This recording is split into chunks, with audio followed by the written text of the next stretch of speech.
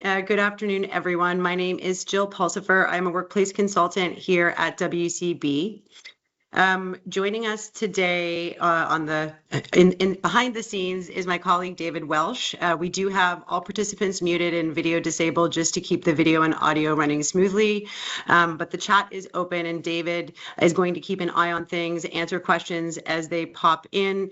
We are going to try to reserve some time at the end of our session today to address any questions or comments that have come through. And he's also going to be sharing some supporting resources as we go along. I selected this topic today, talking about evolving our program as our organization changes, because in my work as a workplace consultant, it's something that I see organizations struggling with often, right?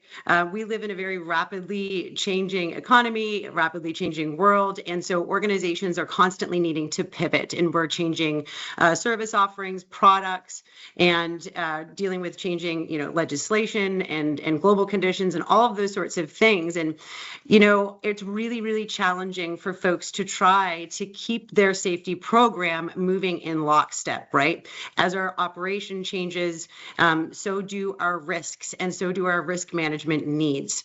So we're going to kick off digging into that a little bit and trying to highlight the ways that these issues or this misalignment may be showing up in your organization. I'm going to attempt to diagnose how we end up in that place. And then most importantly, we're going to include a couple of foundational and really critically important concepts and safety management principles, explain how we can leverage those and give you some tangible solutions that you can start implementing right away to help improve your alignment with the ever-changing risk in your organization. So the problems behind the program, right? So in our role, we're as consultants, we're working with many organizations of different shapes and sizes. And we do see, in spite of huge differences between an operation itself, we see really common trends and common issues that pop up time and time again. I'm going to walk through just some examples of these. And I challenge you, or I ask you to sort of consider or ask yourself the question, is this something that we are struggling with right now? Or is it something that I've seen an organization in the past that I've worked with struggle with, and see if we can try to draw some parallels between what I'm describing and what you're experiencing. And I'm pretty confident that at least some of these issues you would have run into at one point in time or another. I selected this challenge of written procedures because, in my opinion, it is one of the most, if not the most pervasive challenge that I see organizations trying to work through, right? It's really important that we have clear written directives for our frontline staff that inform not only how to do a task and how to, complete the service or build the product appropriately, but how to do it safely. And so we often find missing procedures or conflicting procedures or procedures that are just completely outdated, maybe referencing equipment or processes that we don't even utilize anymore as an operation. Excuse me. This sort of leads well into number 2, which is, again, a really common sort of coaching or service support request that we would receive, are challenges around training, right? So organizations spend a lot of time and money training and onboarding their staff, but oftentimes that approach to training is inconsistent depending on who is delivering the training. And because there are inconsistencies in the training practices themselves, folks are learning different safety protocols along the way, which I'm sure you can imagine creates a whole myriad of concerns in the safety world. I'll bring up the last 2 together. There are many ways that we see resolution of safety concerns or kind of closure of corrective actions popping up as issues inside of a program. But the easiest way that I spot it in an organization is by sitting in with the Joint Occupational Health and Safety Committee or the JOSH, right? I think anyone who sat on a JOSH committee has dealt with the frustrating reality of it seems that we're talking about the same issue month after month after month, and it can take months or even longer to resolve an issue, right? But I really want to break it down and point out, when we say that we're struggling to solve an issue, what it is that we have a hazard which is not managed, or unmitigated risk in our operation, that is remaining unresolved because for one reason or another, we just can't seem to get to that conclusion of, hey, how are we going to fix this? Or it keeps popping up over and over again, the same issue, either carbon copy or similar issues in adjacent areas of our operation. Even though we keep implementing corrective actions, we've taken action, we've tried to solve it, and for one reason or another, it just keeps coming up. It's kind of like a game of whack-a-mole, and it can be pretty frustrating.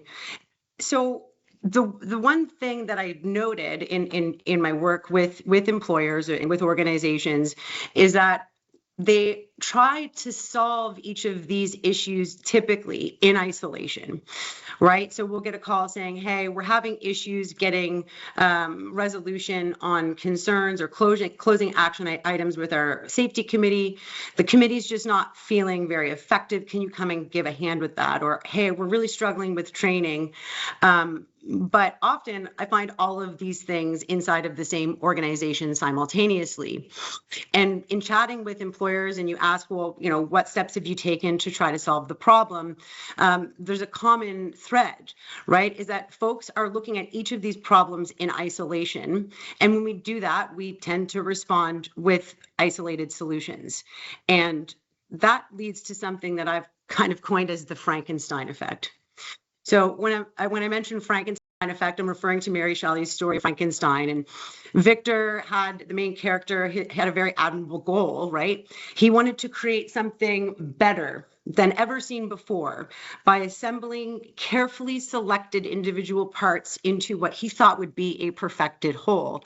Spoiler alert, if you've not ever read the book or heard the story, even though he took great effort to select the different pieces and great care to put them all together, the final result really failed to function as intended. And the result wasn't just simply a collection of disconnected pieces like it sort of worked. It just behaved a lot differently than he thought it would. And I think that many safety programs have evolved into their current state much in the same way.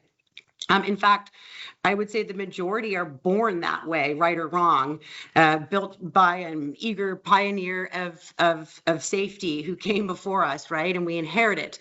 And first they may have thought, hey, we really should be providing some safety training. So they put together a safety orientation.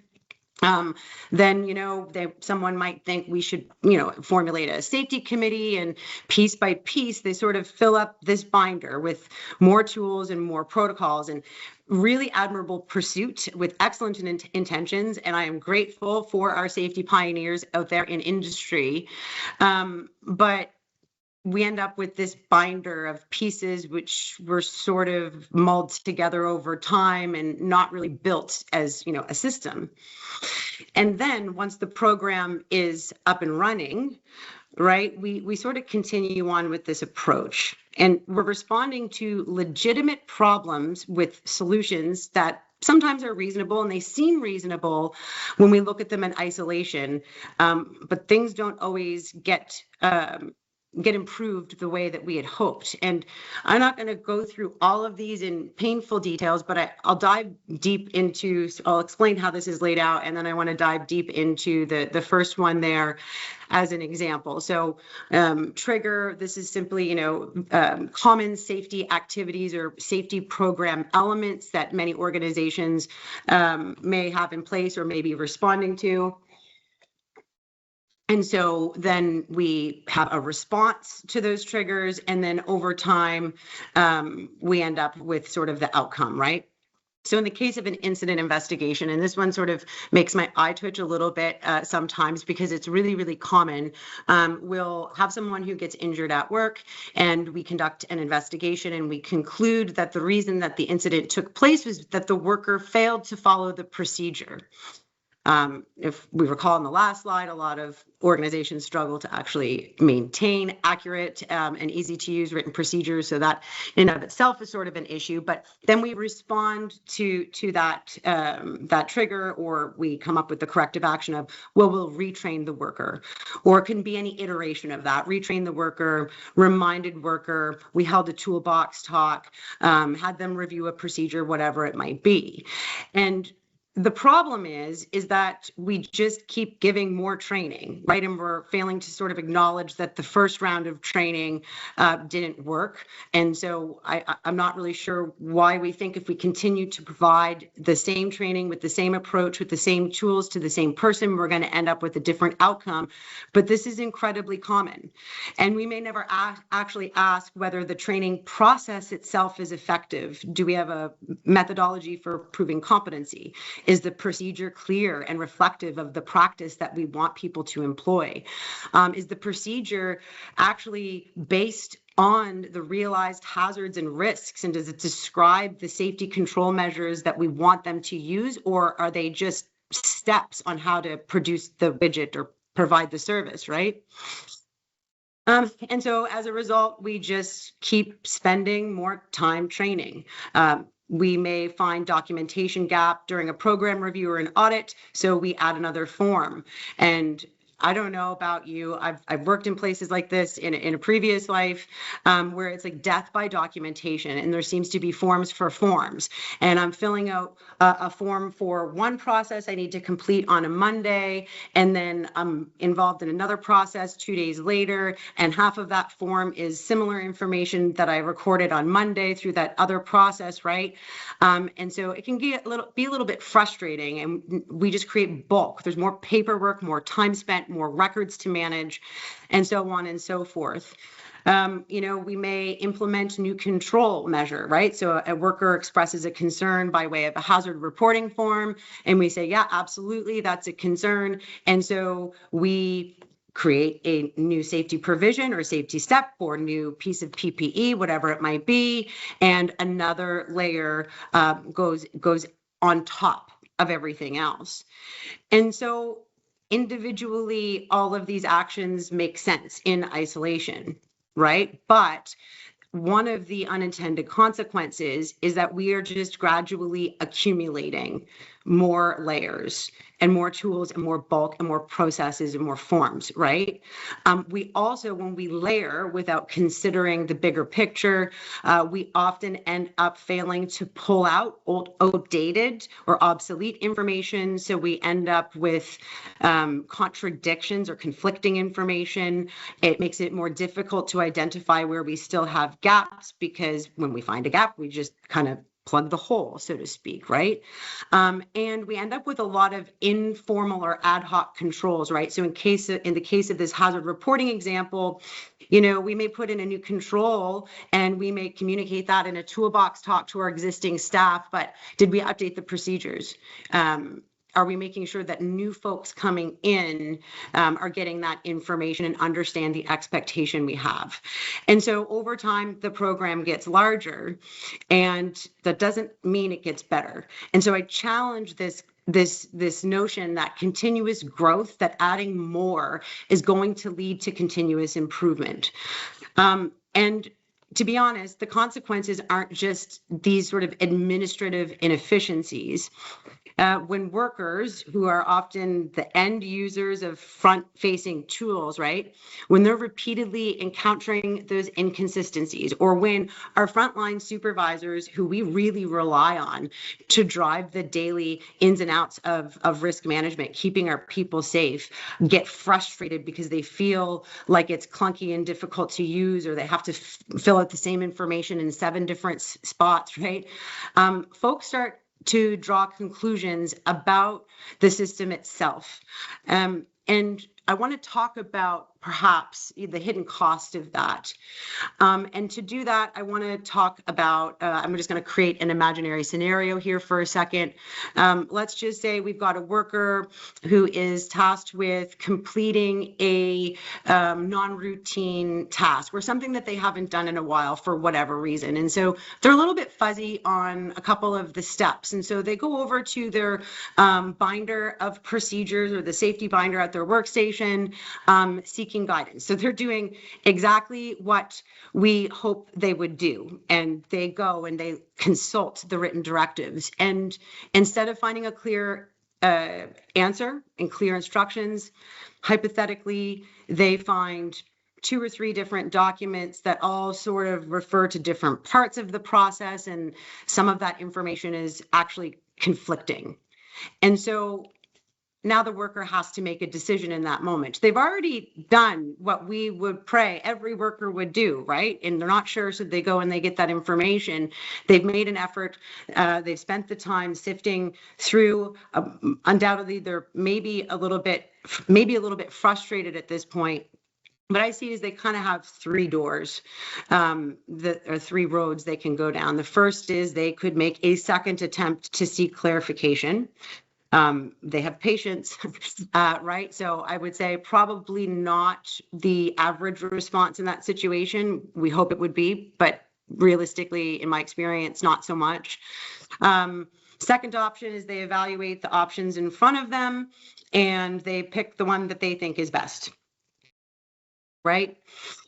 Or third, and what I would argue is the most common, is they go, well, this is ridiculous. I'm just going to do it the way I've always done it, or I'm just going to figure it out as I go, and they improvise.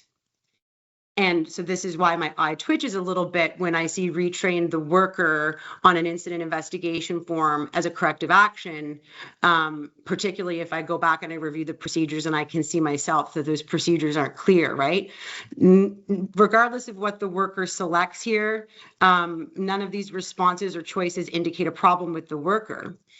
In fact, they would all be, I would argue, reasonable responses to what I would describe as a somewhat unreasonable situation, right? And the problem here, if we kind of put a label on it, is that we've transferred a risk management decision to the end user, right? Our safety program is no longer informing behavior, right? So we have a program, we have instructions and all of that because we are telling people these are the choices we want you to make. These are the steps we want you to take. This is the behavior that we have decided is the safest for you and our organization. And we often talk about workers normalizing unsafe behavior, right? And that comes in many shapes and sizes, right? Well, people don't follow the rules or people get complacent, what have you. We talk much less about how outdated and inaccurate information can become normalized within organizations and the impact that that has. And so when workers see sort of these inconsistencies or confusing directives, or it's hard to find the information and tools that they want to use, the lesson that they take away usually isn't, oh, someone really needs to update this document. It's more of this subconscious conclusion that this must not be that important. Right. And that's a really not great place to have our workers' mindsets. Right. And I know that that's not true. Our leaders, our safety leaders don't wake up in the morning and say, I want to convey that our safety program is not important. That's not what we intend. But unfortunately, I think that's the message that we sometimes end up sending. Right. And once that conclusion starts to form, people start to make bigger decisions about what matters and what doesn't. And that's a whole other webinar, I think. So workers shouldn't be expected to sort through, conflicting, outdated, or incomplete information and determine what controls or what steps are important. Getting the right answer shouldn't depend on who happens to read the procedure, which version they read, or who they happen to ask for clarification if they chose door number 1. The program should provide one clear, consistent direction. And so as information becomes difficult to trust, as workers notice inconsistencies, information becomes difficult to trust. We shift the decision-making to individuals, and it's really hard to tell the difference between what information is critical and what isn't. And everything starts to look sort of equally important or equally unimportant. And in my opinion, that is sort of the hidden cost that I don't think we talk about nearly enough. So we've explored the problem. I hope I've painted an accurate picture for you. Oh, pardon me. A little bit of a technical glitch there. Sorry about that. We've talked about the problems and how they might show up and some of the reasons why they might appear in the first place. And we've talked about the negative consequences. So now I want to sort of shift gears and start talking toward solutions, a different way of looking at this, a different way of approaching managing our program in the design stage and over time. So in order to do that, some of you may have noticed the webinar is titled around safety systems. I've been talking about programs and activities and sort of using them interchangeably. But the distinction between the two is important. So I want to just level set that right now. So a good program is really a solid description of how to complete important activities. Right. So a program is a list of steps, how we complete a task, essentially, right, in its base form. And so when I say program activities or tools, I'm talking about things like written work instructions, the safety orientation or training program or contents, our hazard assessments, and then verification procedures or activities such as workplace inspections, work observations, scheduled program review, things of that nature. Right? All of these activities are important and they all have value. I'm not negating that whatsoever. My point is simply having these and completing these separate program activities is not a system, right? Strong systems are designed so that the outcomes of one activity inform the next, or the information out of one activity goes into making decisions downstream. Right. I'm just going to flag. I did a previous webinar with my colleague Chris Spinney quite some time ago now. Dave is going to provide that link where we talked about the connection between sort of these four elements you see on the screen and how they sort of work together in great detail. And it was focused on developing a good training protocol and tools. Right. But what you're going to see here is like, I didn't add anything, right? We had on the left as standalone procedures or activities, we have hazard assessments, written procedures, training, and these verification activities, but we're not necessarily knitting them together and making sure that one informs the next. So very brief synopsis of this webinar I referred to. You do a hazard assessment first. That should be your first step. That is going to inventory all of the things that could hurt your worker or make them sick.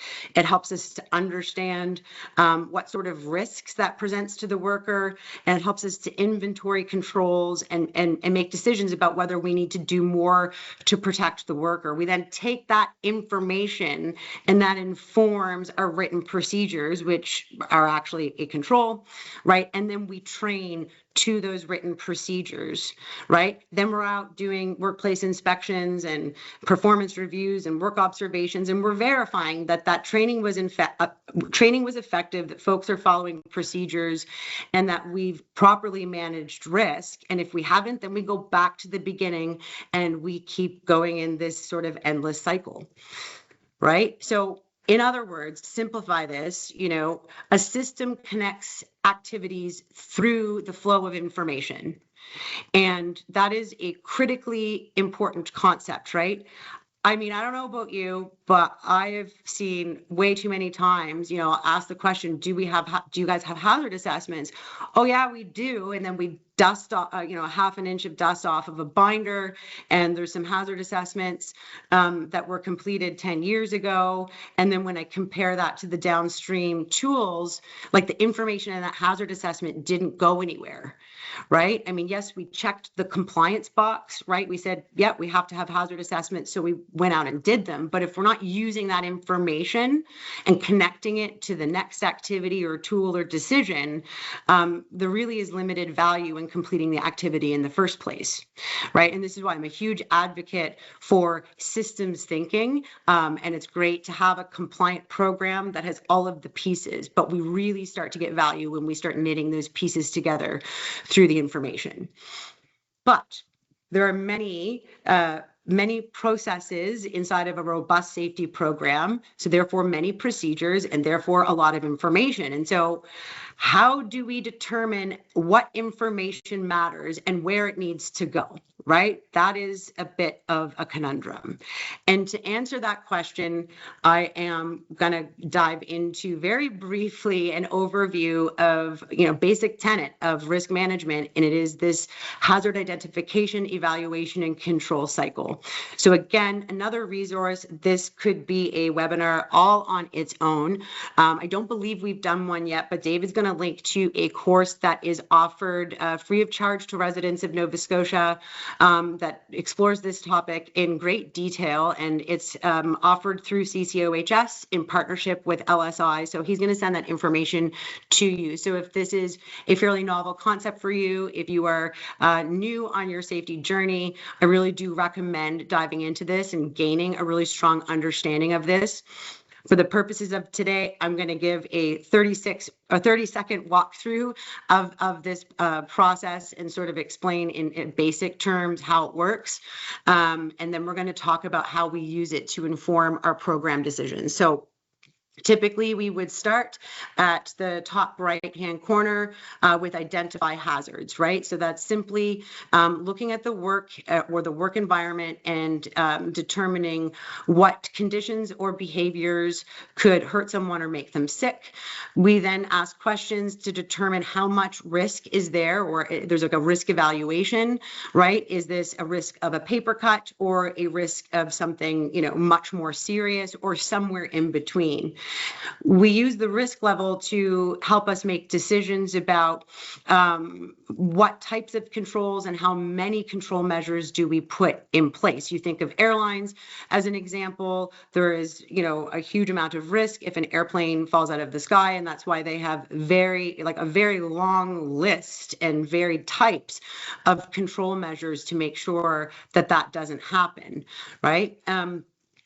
We select the controls, then we have to actually put them in place, right? So it's great to say we will do this. We then need to take steps to implement them. And then once we put them into place, we need to verify that they are working as we intended and that they are properly managing risks. And we need to make sure that we haven't created any new hazards. And so this cycle just goes on and on. It is continuous, right? So what does this have to do with sort of the safety activities on the previous slide, you may ask?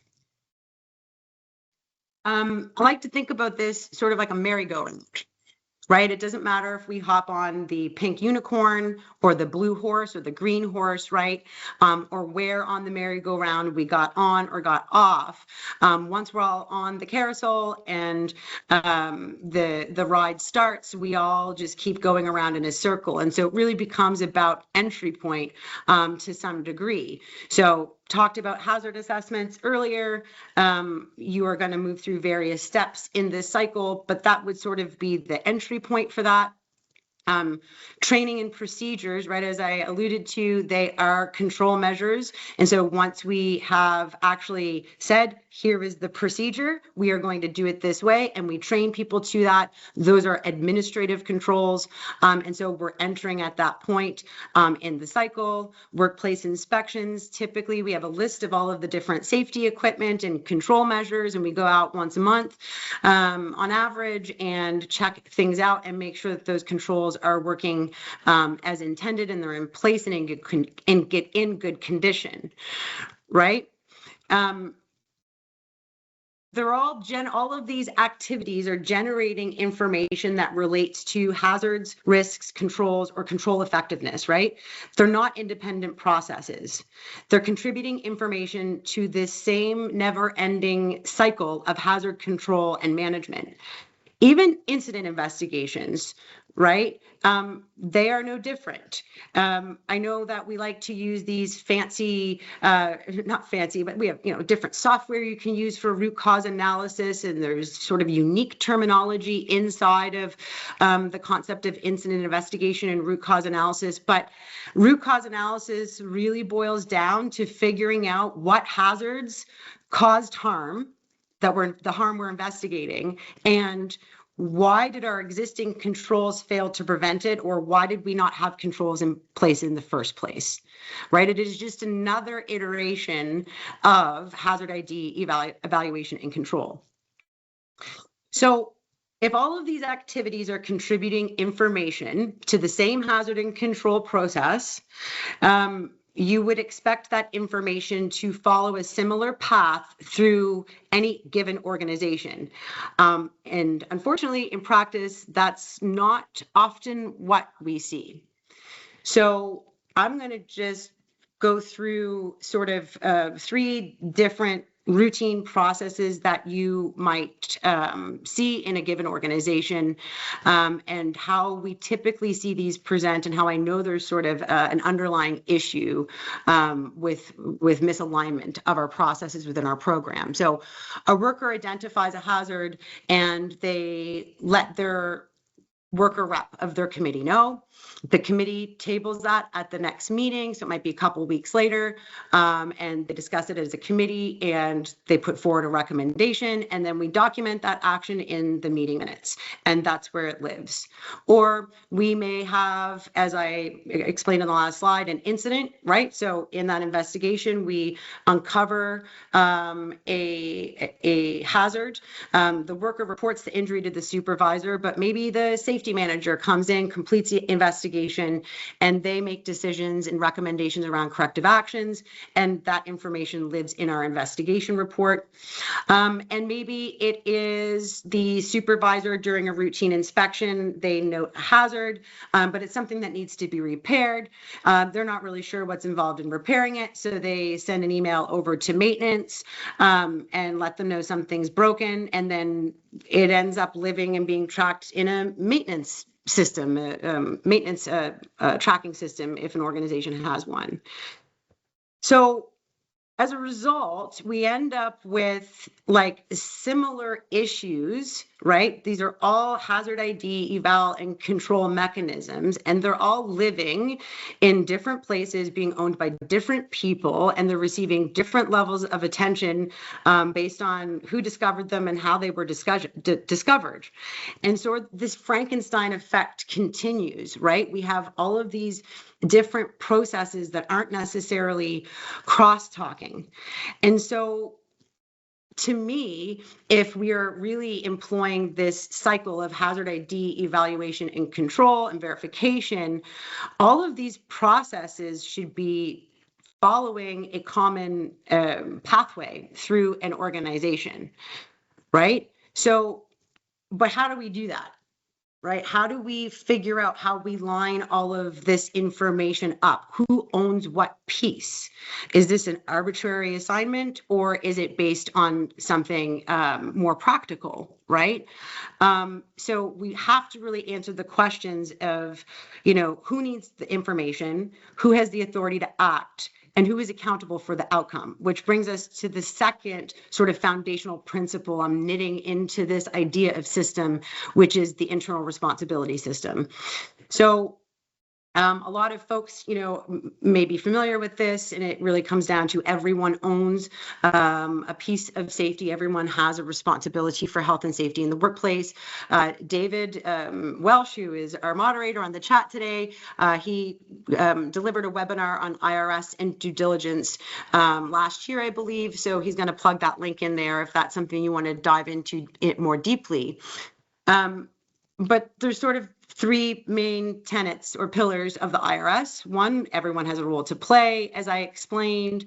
2nd, everyone is accountable, but accountability level follows authority, meaning the more authority you have in an organization, the more accountability you have for the outcome. And most people get a pretty good handle on that, right? the third part is where I see the IRS kind of disintegrate a lot of time in our safety systems out in the real world, because this framework also creates the pathway for information to flow or communication and for action, right? It's the framework for ensuring that hazard information reaches the people who are best positioned to evaluate it, resource it, act on it, and verify the result. So if this is the framework, what might that look like in an actual organization, right? So the information needs to move, somebody needs to have the authority to act on it, and someone needs to be accountable for the outcome. And so this accountability and responsibility and authority structure doesn't change inside of an organization. Right. So it's a little confusing to me why our processes seem to all have sort of different owners, right? Because this is how it should be set up. And I'm going to walk through this, right? So in the center column, these are the people who have accountability for safety, right? So the higher you are up in that center column, the more accountability that you have. And so on the black arrows, the two-way arrows indicate communication or show us the pathway that information should be moving inside of our organization. So if we go back to that example that I gave earlier, right, where we have a frontline worker who is going to the JOSH, well, why is that problematic? We have these internal and external supports, like the safety committee, your health and safety department, HR, suppliers, us at WCB, we're all here to support, right? But we aren't like the owners. Information shouldn't be flowing through us, right? Because we're not in this center column. We're not in that sort of quote unquote chain of command. So the worker ought to be reporting, in my opinion, the hazard to their team lead or supervisor, right? And we should be moving it up through the chain of command, because what happens is it goes from employee over to the safety committee, and then maybe the plant manager sits on the committee, right? And then the plant manager might go talk to the team leader, and we've axed out the department manager and foreperson from the entire conversation. Right. And when we've circumvented the supervisor, when the employee goes directly to the committee, we're actually doing the supervisor a disservice, because if you dig deeper into the principles of IRS, it's the supervisor who is sort of that first layer of protection, that first layer of action. Everyone needs to fix any safety hazards within their control or address hazards within their control. And if they can't, move it on to the person next in line, right? So we're breaking our accountability when we allow processes to circumvent this communication channel. And so we do sometimes have to pop out, and it's great. We may be investigating a serious incident or something, and the department manager may ask the health and safety coordinator or manager to step in and help. So the information has flowed from employee reports to supervisor, department manager gets involved. They seek support from one of these internal or external supports, and then the information flows back down through for follow-up to the front line. We're not creating random loops and figure eights through our org chart, right? So if we intentionally direct the information down consistent pathways according to these principles, right? So we start designing our processes that we're going to move information in a consistent fashion. And all of these processes in one way or another support the same sort of outcome, which is managing hazards and evaluating controls, our hazard ID eval and control feedback loop. It's interesting to me that organizations tend to funnel this information into different repositories for information, right? Because if I'm the plant manager, I'm accountable for all of these processes for everyone who is below me. But now I have to sift through inspection reports, incident investigation reports, keep track of where those corrective actions are, go through, tabulate from my meeting minutes, hazard reports, maintenance track. I mean, there's just so much information, right? So how do I manage that? How do I keep track of it when the documented outputs from the varying processes are all stored in different places? And so this is why I don't think I've worked with a single organization that I have not advocated strongly for this approach. And that is aligning our information through what you call it a corrective action registry or tracking tool or what have you, right? So the concept, this is just a sample. Some organizations who are large and complex, their registry or their tracking tool can store a lot of different types of information. In a smaller organization, it could be just this simple, right? But a few things I want to point out, right? The source of the information starts to is no longer relevant in the decision-making process, right? So whether that information, the action comes from a safety committee meeting, a recommendation, right? Or a hazard report from a frontline worker, supervisor-driven inspection, incident investigation, it doesn't matter. We are going to prioritize based on the risk of the hazard that we're trying to address. So, on purpose here in my made up sheet, we actually have an originating date of June 29th for our safety committee action, which I have arbitrarily marked as low priority and gave it a 30-day deadline, right, for completion. But we had an incident 9 days later on the bottom line item here that is trying to address a very high risk issue. And that's actually due before, right, the committee meeting. Or the committee recommendation, sorry. We're also able to see at a glance what we have on the go, right? So if I'm the plant manager or the senior manager overseeing a large team, I can see where maybe resourcing is slipping or where we're struggling to get things across the finish line. We now create very clear ownership and clear expectations. So we're supporting the internal responsibility system in that regard. And we're also, if we are smart about it and we take some time to evaluate the data, we can start to pull out trends, right? We can start to see what processes are more effective than others, and are we seeing similar sorts of issues and so on and so forth. And so, listen, I'm not claiming that this one tool, that if you guys go out and you put together a little spreadsheet and a little procedure for who's going to put your pending actions in here and how often you're going to review it and all of that, I'm not saying that this is going to silver bullet create a perfect functioning safety system, management system, right? There's a little bit more to it than that, but it is a really, really practical and beneficial first step toward turning your individual program activities into a system that works together. I'm going to talk a little bit more about how this serves systems thinking in just a minute. Before I do that, I wanted to just go back to those 3 examples that we talked about a few slides ago and show how if I applied these principles, right? So if I think about the degrees of authority and decision-making capacity inside of my organizational structure, if I consider internal supports aren't process drivers and owners, right? And if I consider that this is all just part of the same cycle of we are finding hazards, we're making decisions about how we're going to address them, and we're implementing the solutions. Like it's kind of pulling this all together. I want to show you what that looks like and how, regardless of the source, what process is driving the information through this cycle, the downstream or the pathway that it takes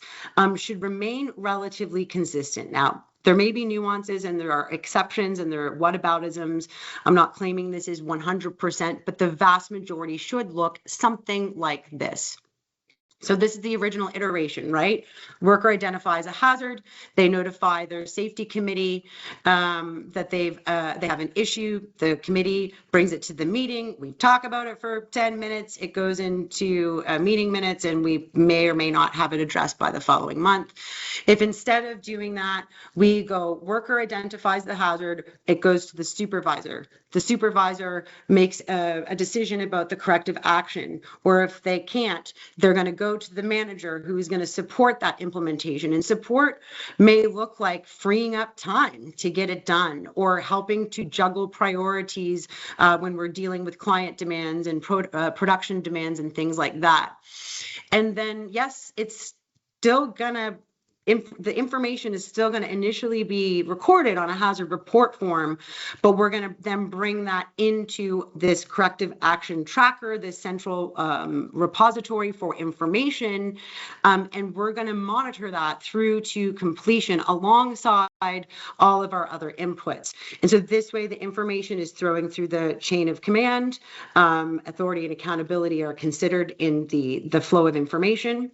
There is a very clear communication pathway, and we're going to lean out to support when required, right? Like if we didn't know how to solve it, we might need to go talk to maintenance. We might need to call labor. We might need to talk to the safety committee to get input.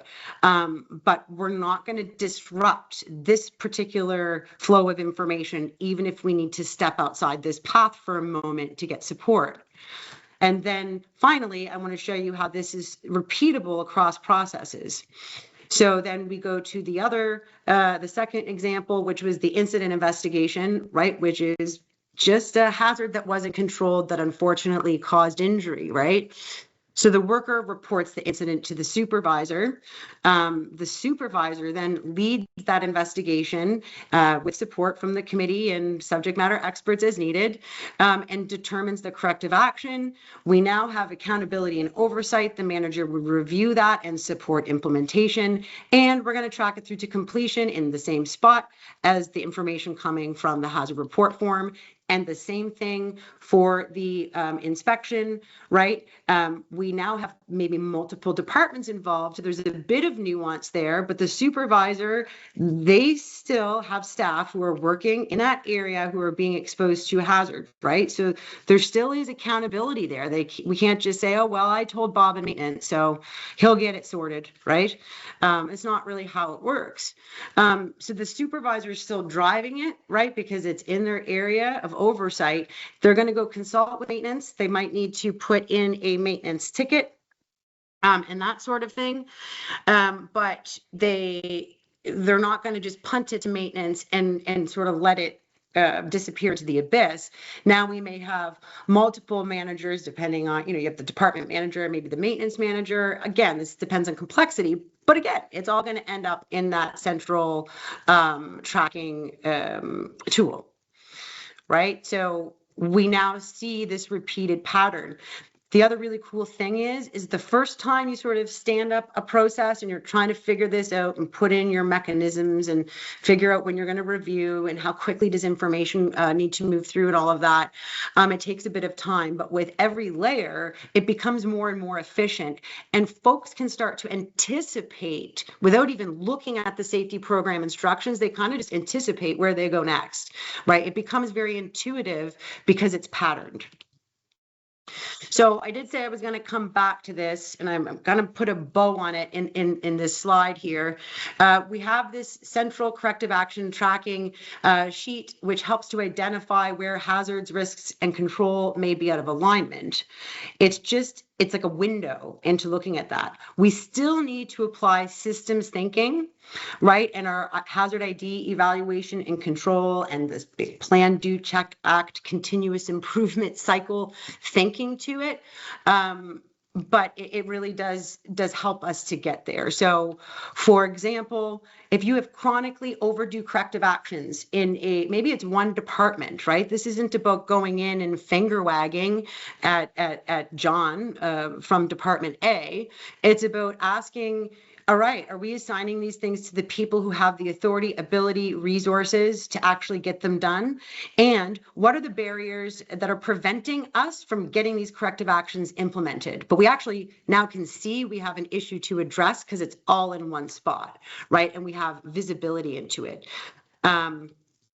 Again, repeated failures to follow procedures. So if we see this popping up through hazard report forms, through, unfortunately, maybe incident investigation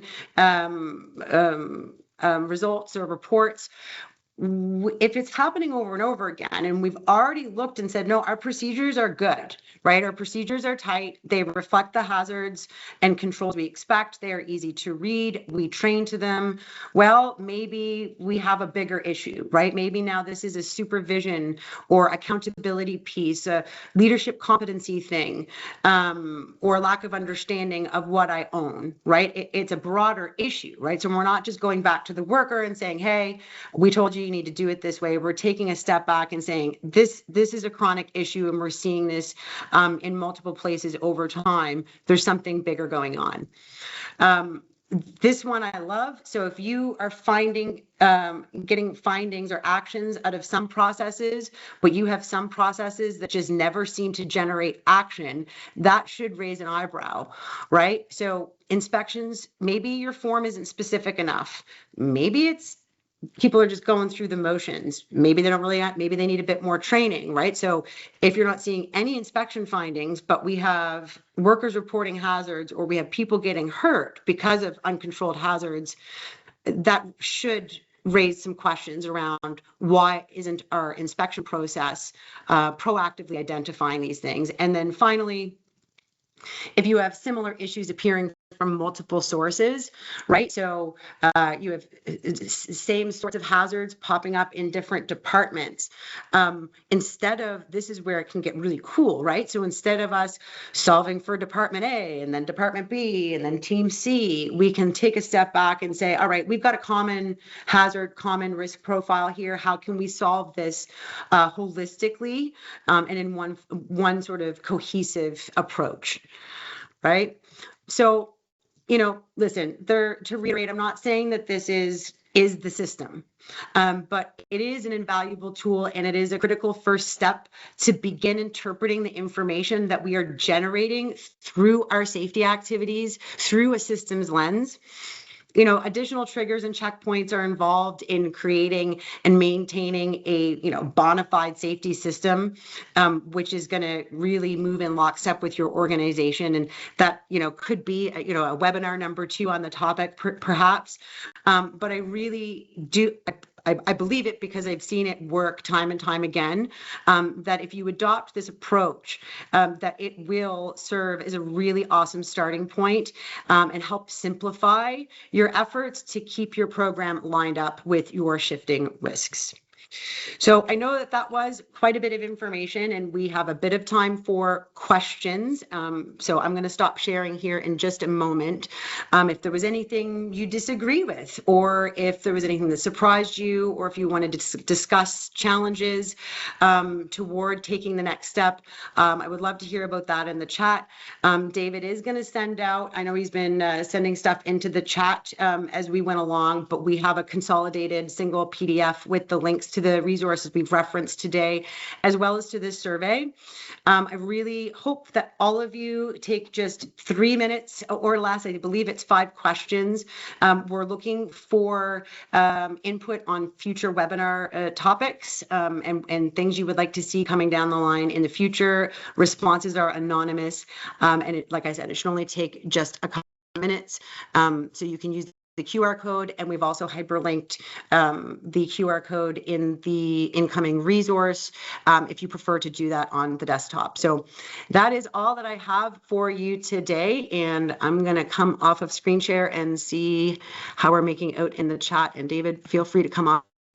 Question from Holly. What I'm seeing in industry is that if you are not compliant or certified under something like ISO 45001 or CORE, you are not considered to have a system in place, even if you have system components or system thinking. Can you comment on that? Yeah, I'm not a subject matter expert in ISO, right? I've dabbled a little bit. I can say that it does provide a very good framework, right? Because my outside looking in view of ISO systems, right, is that it is risk-based decision making. And so it's starting with understanding your risk and building your program to address that. So I can't speak to the regulatory compliance piece in which I'm not sure which regulator you're speaking to, But I do see a significant amount of value in an approach like ISO 45001 for organizations whose operation and complexity would warrant the effort. I hope that provided a bit of insight. When we do our webinars, I'm unable to upload files. That feature in the chat disappears on me. So we'll Okay. send that out via email after to those who have registered. Perfect. We have a small company with 25 employees, 3 types of positions. Okay. Given what you have described, would lead in each position, also making up the Josh. If I'm understanding the comment correctly, yeah, when you're assembling, like unrelated, I think we have a couple webinars on safety committees as well, and communication around that. But yeah, you want your safety committee to be made up of the personnel who would reflect the full risk profile of your operation, right? So if each department is sort of exposed to different sort of safety concerns, you ideally would have representation from each department. Well, I really do appreciate everyone's time. You are quite welcome. I will stick around until the end of the hour in case anyone has any final thoughts they want to pop into the chat, but I really do appreciate you folks taking time out of what I assume is a very busy day, and I really hope that you found some value in the information shared. Thank you so much.